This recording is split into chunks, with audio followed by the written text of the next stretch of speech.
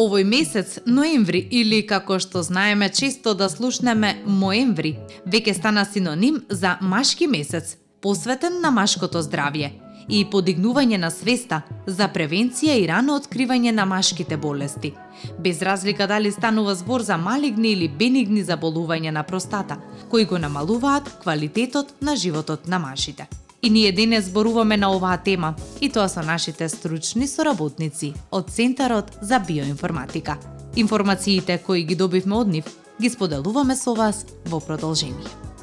Свеста е висока, реално, кај мажите.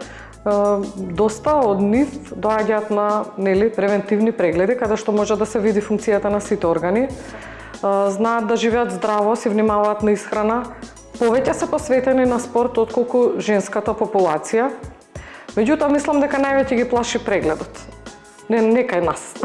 Тој другиот преглед, кој што го избегнуваат, што е нормално, и секој од нив, нормално дека би му било страв, дека може некој да му соопшти вест дека, може би има некакви промени кај него. Тоа е човечки и нормално. Меѓутоа, доколку работиме на своето здравје превентивно и делуваме на враќање на нормална функција на сите органи, исто и одржување на една ментална состојба во која што човек во добра ментална состојба и не може да се разболи, нормално е дека нема да дојде тоа и до нас, како да кажем. Вообичаено било стравот го чува лозијето, така да реално може да зборуваме дека и тие и повеќе водат сметка за своето здравје. Малку порано кај нив се разбудува онаа свест дека треба да внимаваат и да спортуваат, и да живеат здраво, и да се витални. Кај женската популација, таа вообичаено знае малку повеќе да се изгуби во улогата на мајката во домот, додека кај мажи тоа, тие се оној, како што знаеме, столбот дома, меѓутоа, реално има малку поголем страв, а со тоа и малку повеќе внимание на своето здравје.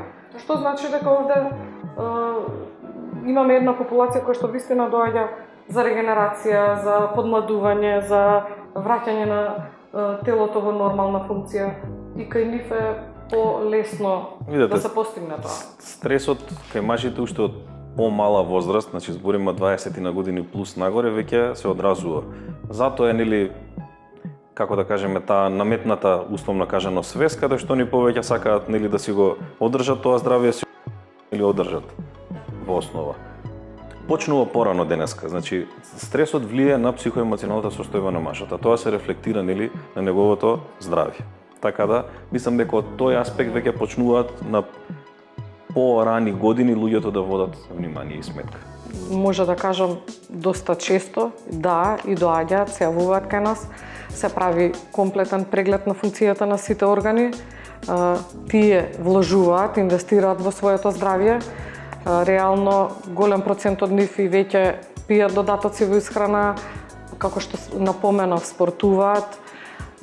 Ми се допаѓа тоа што реално кај нив, како што кажа Кристијан, малку порано е разбудена таа свест за да си водат сметка за своето здравје. Терапијата не е толку наменета за одреден проблем и болест. Повтори, првенствено треба да се каже, нашата работа не е да излекуваме и лечиме болести. Да. Нашата првенствена работа е да одржуваме и напредуваме здравје. Но поради колективна или глобална ниска свест, да кажам, или недоволно развиена свест, ние се занимаваме со така наречени екстремни случаи или финални некои состојби каде што веќе е појавена болест. Значи повеќе овој разговор би бил во тоа дека треба да се скршат некои табу теми, треба луѓето да не чекаат да се разболат. Ме разбирате, значи одржување и напредување на здравјето, тоа е нешто што е најважно. Ако некој спортува, печачи, вози точак или било каква физичка активност, или внимава што јаде, или внимава што суплементи зема, затоа што ние првенствено сме специјализирани за тој тип на проблематика, унапредување и одржување на добро здравје. Но поради, пак ќе кажам, недоволна можеби, едукација, недоволно ниво на свест, луѓето бараат кога некогаш ќе настане проблем, тогаш решение. Да. Ама и живееме во едно малку реално различно општество од минатото, што гледаме дека толку динамично се менува и наметнува еден стресен начин на живот кој што не е под наша контрола. Еволуцијата нема толку брзо време да се адаптира на ова темпо на живот. Затоа механизми за одбрана. Спомнав, веќе кај помалите генерации се јавуваат одредени проблеми, кои што треба да се третираат, но тоа не се патолошки проблеми, болести, него тоа се веќе последици на темпото на живот, да го наречеме, или стилот на живот.